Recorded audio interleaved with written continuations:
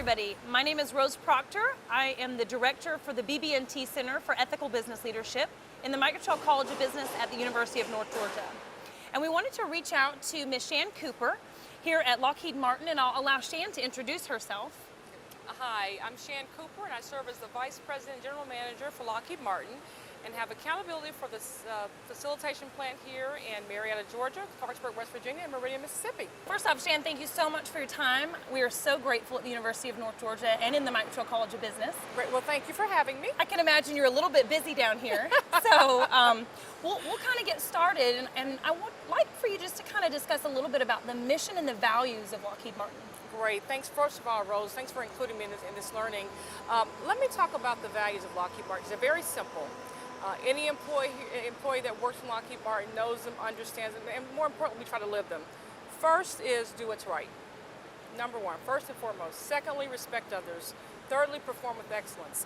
We believe if you do what's right and respect others, the performance kind of happens as a result of that, right? Absolutely. But that's what we live by every day. And again, very simple words, but very powerful words.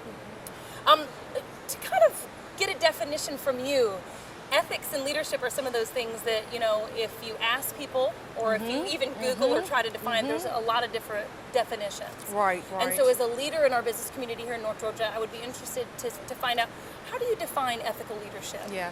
To me, Rose, again, it's very simple. It's not complicated or rocket science, as we would say here. It is about doing what you say you're going to do, keeping your commitments. And from a leadership perspective, I mean, the expectation is that I will role model those behaviors. The values that I just talked about, when my employees see me, they should be seeing me actually behave in those ways, right? Absolutely. They will define, they will look to me to define the culture, the environment, the feel that you get when you come to work or you're part of the Lockheed Martin team. They look for me to define that. So again, it's important to me that I behave in a way that aligns with the values as we have, as they're quoted on the chart or on the piece of paper, right? That I'm living that every day, every decision, every interaction. And it's so exciting, actually, to hear you kind of talk that way in a more applied, practical sense as a leader in business. Right. At the center, we kind of talk about basically ethical leadership is being consistent with your values. Absolutely. And the values of the organization, and making sure that those match and that employees see that. So it's exciting to kind of hear it from the other end of the So I got that one right. You got that one right. So two down, right? Shan, tell us a little bit about the ethics training and leadership here within Lockheed Martin. I know that recently you guys have kind of revamped that as well. One of the founding directors for Giving Voice to Values, Mary Gentili, will be with us at our symposium in September. Wonderful. And so kind of talk to us a little bit about the program here. Absolutely. Well, first of all, we are just delighted about the work that Mary has done. Our corporate ethics officer ran across her book, heard her give a speech, and thought, well, this is exactly what we needed to further augment our program. We've been working on ethics, for decades now. Successfully. Successfully, and her approach was really allowing that accountability to rest more with the individual employee as well as the leadership team. And so we're excited because we took her framework, her principles, and applied them to where we do a couple things throughout the year. One, there is mandatory training in ethics for the board of directors, our CEO and her staff, and on throughout the entire organization. Every employee gets touched by that training. And I think you've seen it, Rose, wonderful videos, and it's an interactive session. Yeah. I teach the sessions, my leaders teach the session, my boss initially teaches me the scenarios, and so we go through and we have open dialogue. Because again, sometimes you need to practice, the skills that Mary puts forth, right? And so we do that annually. In addition to that, we have monthly what we call integrity moments.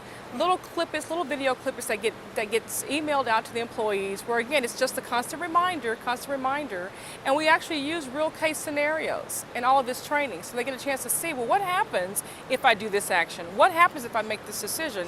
So it's learning throughout the year, and then we get really excited about Ethics Awareness Week. And this was just last week. This was just last week. I wish you had been here because we had such a great time, where myself, Latasha Brenton, who is actually my ethics leader here for this particular location here, and all my ethics employees across the enterprise get out and spend time walking the floor, interacting with employees. First, we want to ensure they understand who their ethics officer is, how the process works. And again, we're trying to just create an environment where people feel very comfortable bringing things forward. We don't want people to be fearful. There's no retaliation, there's no retribution for it. We want to hear the good, the bad, and the ugly. But it comes down to the personal relationship sometimes. And so we spend time out there. We play ethics games, we have quizzes.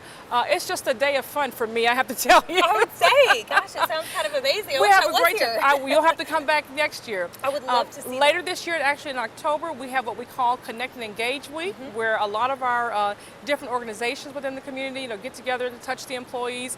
We'll have an ethics booth there, and again, we are doing wonderful, fun things that engage the employee base so they understand. Again, if they have questions, informal questions, we're there to provide guidance. I would absolutely.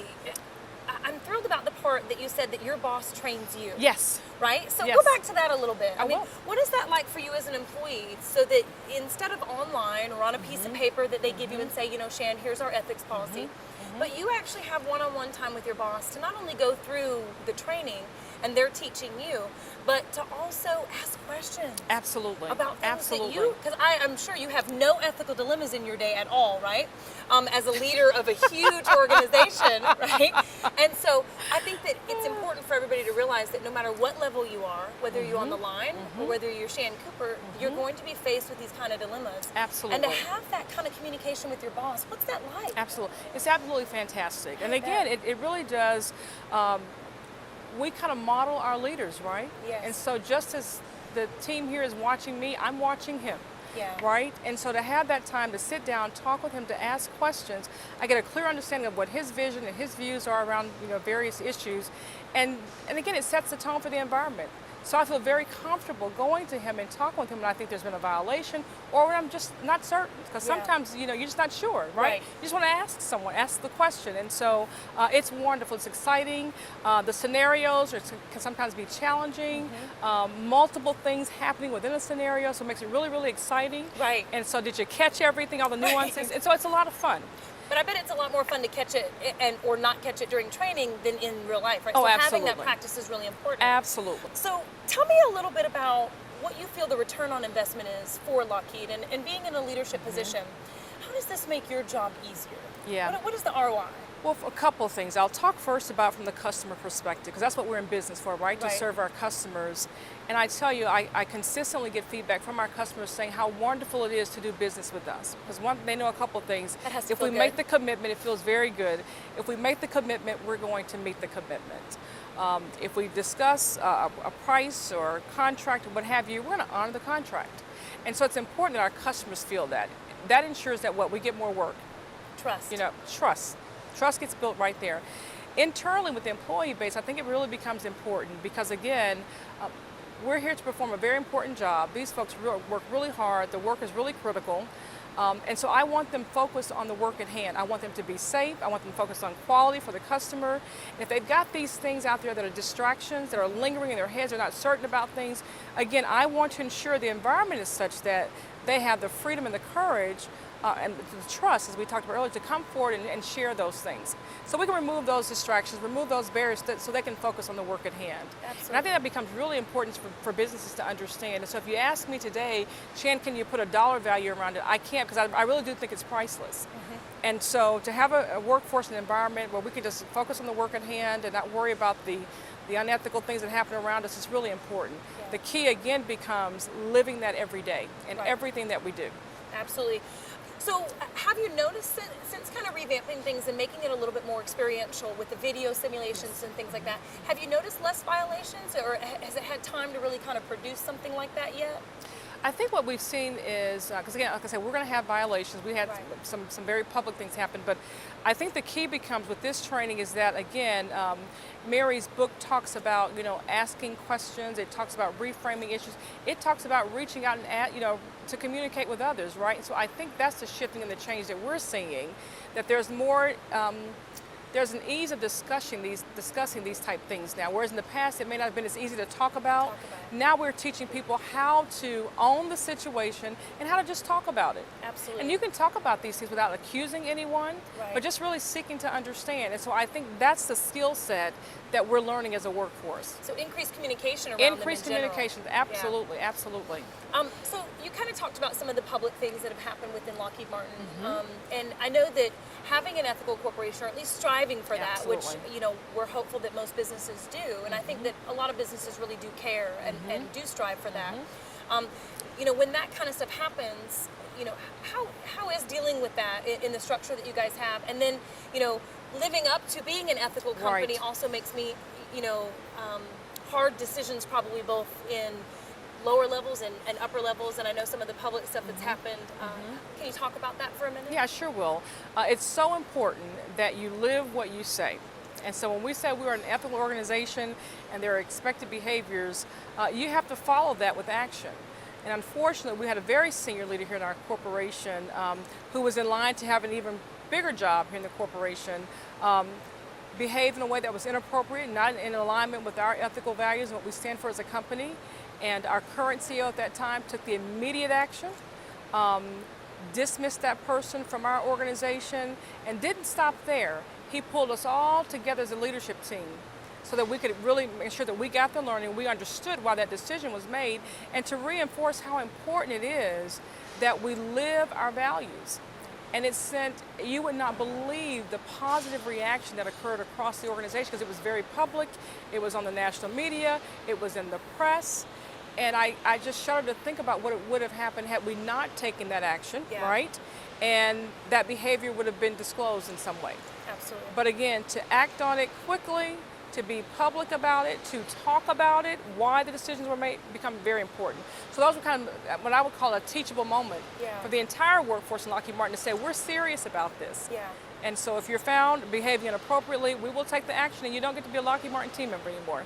So you have an ethical violation, especially a public one, in senior leadership, and you actually strengthen your leadership team off of that. So that's kind of an amazing thing. We have a phenomenal leader in that role today. Yeah, I mean, I think that's kind of the message for people to take away, that these things do happen. Yes. Every corporation, especially larger size companies, will deal with this type of stuff. It's just how they deal with it. How you deal with it can actually strengthen your morale as well. Absolutely. What would be your message to small business that say, well, we don't have an entire, senior leadership team that focuses on this, and we don't have a budget that maybe Lockheed has to put efforts into this. Would you still say that it's still important to them, and how it would kind of give ROI back to them, even as a small business? Right. I think it's still important as a small business. As Lockheed Martin, I can tell you a lot of our suppliers are small businesses. And so the values that we stand for, we expect our suppliers to live by the same values. Yes. Now, we would never go in and overlay, a lot of training and things that make their life complicated, bureaucratic in any way, but there is an expectation to do business with us. You sign up for these kind of same values. Right. And so I would say for small businesses, it's absolutely just as critical.